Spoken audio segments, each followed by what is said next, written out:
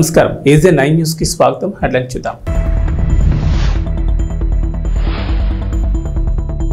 CM Jagan మీద దాడి ఘటనపై సిట్ బృందం విచారణ.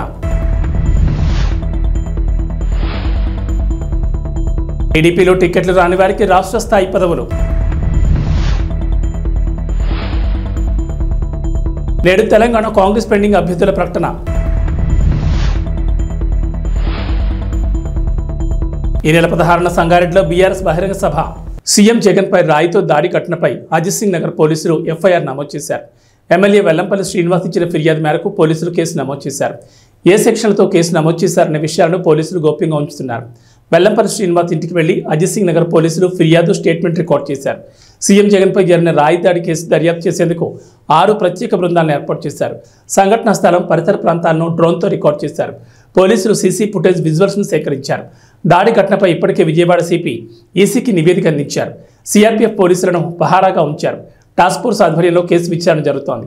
మాజీ మంత్రి వెల్లంపల్లి శ్రీనివాసరావు ఇచ్చిన ఫిర్యాదు మేరకు సింగ్ నగర్ పోలీసులు కేసు నమోదు చేశారు. ఎన్నికల్లో టికెట్లు రాని నేతలకు పార్టీ పదవులు ఇస్తూ చంద్రబాబు నిర్ణయం తీసుకున్నారు. రెడ్డి సుబ్రహ్మణ్యాన్ని పొలిట్ బ్యూరో సభ్యులుగా నియమించారు. కేఎస్ జవహర్ను పార్టీ జాతీయ ప్రధాన కార్యదర్శిగా నియమిస్తూ ఉత్తర్వులు జారీ చేశారు. గండి బాబ్జీని విశాఖపట్నం పార్లమెంట్ పార్టీ అధ్యక్షుడిగా నియమించారు. పార్టీ కార్యదర్శులుగా బీబీ వెంకటరామన్ను హిందూపురం పార్లమెంట్ అధ్యక్షుడిగా, రాష్ట్ర పార్టీ కార్యనిర్వహణ కార్యదర్శులుగా సీఎం సురేష్, మననే సుబ్బారెడ్డి, ఎతిరాజ రామ్మోహన్ నాయుడు, ముదునూరి మురళీకృష్ణరాజు, వాసిరెడ్డి యేసుదాసులను నియమిస్తూ టీడీపీ అధినేత చంద్రబాబు నాయుడు ఉత్తర్వులు జారీ చేశారు. సిరివేరి దొన్నదొర, పాయకరావుపేట, వంగలపూడి అనిత, నర్సీపట్నం చింతకాయల అయ్యన్నపాత్రుడు, తుని యనమల దివ్య, పెద్దాపురం నిమ్మకాయల చినరాజప్ప, అనపర్తి నల్లిమిల్లి రామకృష్ణారెడ్డి, ముమ్మడివరం డోట్ల సుబ్బరాజు, గన్నవరం శ్రీ పెళ్ళ రాజేష్ కుమార్, కొత్తపేట బండారు సత్యానందరావు, మండపేట వేగుళ్ల జోగేశ్వరరావు, రాజమండ్రి సిటీ ఆదిరెడ్డి వాసు, జగ్గంపేట జ్యోతుల వెంకటప్పారావు, ఆచంట పీతాని సత్యనారాయణ, పాలకొల్లు నిమ్మల రామానాయుడు, ఉండి మంతెన రామరాజు, తణుకు అరిమిల్లి రాధాకృష్ణ, ఏలూరు బడేటి రాధాకృష్ణ, చింతలపూడి సోంగార్ రోషన్, తిరువూర్ కొలికపూడి శ్రీనివాస్, నూజివీడు కొలుసు పారసార్థి, గన్నవరం యాడ్లగడ్డ వెంకట్రావు, గుడివాడ వెనుగంట రాము, పెడన కాగిత వెంకట కృష్ణప్రసాద్, మచిలీపట్నం కొల్లు రవీంద్ర, పామర్రు వర్ల కుమార్ రాజా, విజయవాడ సెంట్రల్ బోండా ఉమా.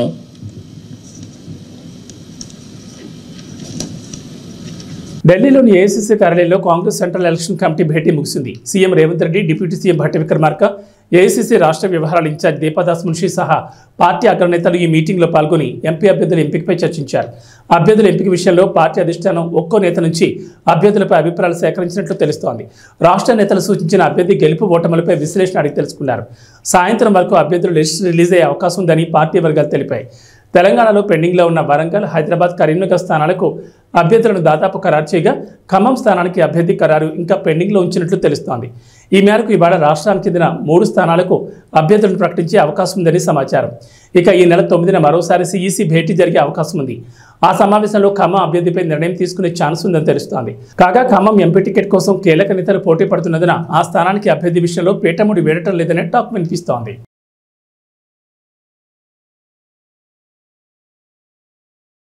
తెలంగాణలో మరో బహిరంగ సభకు ప్లాన్ చేస్తోంది బీఆర్ఎస్. కేసీఆర్ ఈ సభకు హాజరు కానున్నారు. తెలంగాణ పార్లమెంట్ ఎన్నికల్లో గెలిపే లక్ష్యంగా అన్ని పార్టీలు ప్రచారాలు దూసుకుపోతున్నాయి. కాంగ్రెస్ మేనిఫెస్టోను కూడా విడుదల చేస్తూ తెలంగాణ నుంచి ఎన్నికల ప్రచార శంఖారావాన్ని పూరించింది. తెలంగాణలో నామినేషన్ ప్రక్రియ ముగిసిన తర్వాత బీజేపీ కూడా ప్రచార జోరును పెంచే పనిలో పడింది. ప్రధాని మోడీతో పెద్ద ఎత్తున బహిరంగ సభలు, రోడ్ షోలు నిర్వహించనుంది.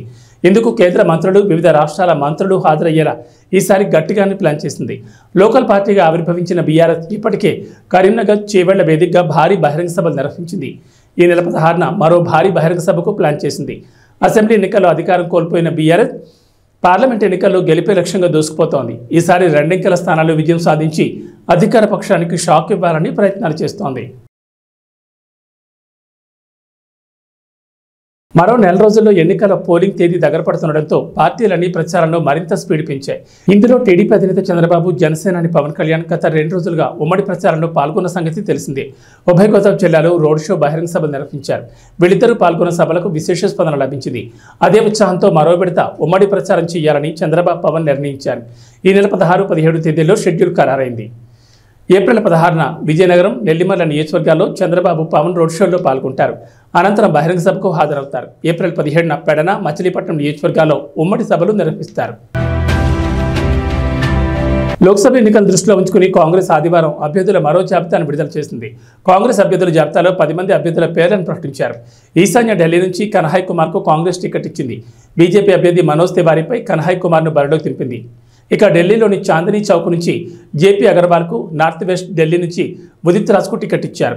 పాటియాలా నుంచి ధరంవీర్ గాంధీ, సంగ్రూర్ నుంచి సుఖ్పాల్ సింగ్ ఖైరా, అమృత్సర్ నుంచి గుర్జిత్ ఔజులా, జలంధర్ నుంచి చరణ్జిత్ సింగ్ చన్నీ, అలహాబాద్ నుంచి ఉజ్వల్ రేవతి రమణ సింగ్లకు కాంగ్రెస్ టికెట్లు ఇచ్చింది. మరోవైపు ఎన్నికలకు సమయం దగ్గర పడుతుండటంతో మరికొన్ని చోట్ల టికెట్ల కోసం ఆశావాహుల్లో టెన్షన్ కొనసాగుతోంది.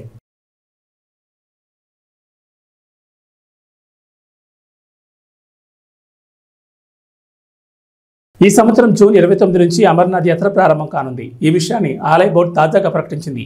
52 రోజుల పాటు ఈ యాత్ర కొనసాగుతుంది. దీనికి సంబంధించి రిజిస్ట్రేషన్ల ప్రక్రియ సోమవారం నుంచి ప్రారంభమవుతాయి. ఆసక్తి గల భక్తులు ఆఫ్లైన్, ఆన్లైన్ విధానంలో రిజిస్ట్రేషన్ చేసుకునే వీలుంది. 13 నుంచి 70 ఏళ్ల వారిని యాత్రకు అనుమతిస్తారు. మరిన్ని వివరాలకు www.jksab.nic.in వెబ్సైట్ను సందర్శించవచ్చు.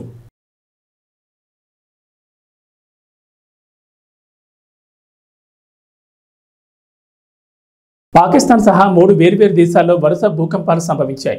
వాటి తీవ్రత కూడా ఆందోళనకర స్థాయిలో నమోదైంది. కొన్ని చోట్ల భారీగా ఆస్తి నష్టం సంభవించింది. ఇందులో ఒకటి ద్వీప దేశం కావడం వల్ల సునామీ హెచ్చరికలను సైతం జారీ చేశారు అధికారులు. ఆ తర్వాత ఉపసంహరించుకున్నారు. పాకిస్తాన్, టిబెట్, పపువా న్యూగినియాల్లో ఈ తెల్లవారుజామున ఈ భూకంపాలు సంభవించాయి. పాకిస్తాన్లో ఈ తెల్లవారుజామున 3:38 భూమి ప్రకంపించింది. దీని తీవ్రత రెక్టర్ స్కేల్పై 4.2గా నమోదైంది. పాకిస్తాన్ ఉత్తర ప్రాంతంలో పెషావర్ సమీప ప్రాంతాన్ని భూకంప కేంద్రంగా గుర్తించినట్లు నేషనల్ సెంటర్ ఫర్ సెస్మాలజీ తెలిపింది.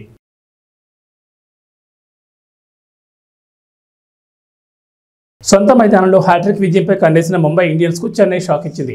ముంబై వాంకటేలో జరిగిన పోరులో చెన్నై 20 పరుగుల తేడాతో ఓడించింది. 207 పరుగుల లక్ష్యంతో బరిలో దిగిన ముంబై ఇండియన్స్ నిర్ణీత 20 ఓవర్లలో 6 వికెట్లు కోల్పోయి 186 పరుగులు చేసింది. ముంబై బ్యాటింగ్లో రోహిత్ శర్మ సెంచరీతో చెలరేగినప్పటికీ వృథా అయిపోయింది. ముంబై బ్యాటింగ్లో రోహిత్ శర్మ 63 బంతుల్లో 11 ఫోర్లు, 5 సిక్స్లతో 105 పరుగులు చేశాడు. ముంబై బ్యాటింగ్లో ఓపెనర్ ఇషాన్ కిషన్ 23 ఆడి మంచి శుభారంభాన్ని అందించాడు. ఆ తర్వాత సూర్యకుమార్ ఈ మ్యాచ్లో నిరాశపరిచాడు. డకౌట్తో వెనుదిరిగాడు. ఇక తిలక్ వర్మ 31 పరుగులు చేసి పర్వాలేదనిపించాడు.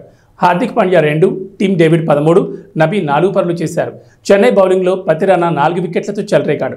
కీలకమైన వికెట్లు తీసి జట్టు విజయానికి కీలక పాత్ర పోషించాడు. తుషార్ దేశ్పాండే, ముస్తాఫిజుర్కు తలో వికెట్ దక్కింది. ఏవీ బులెటిన్ విశేషాలు. నమస్కారం.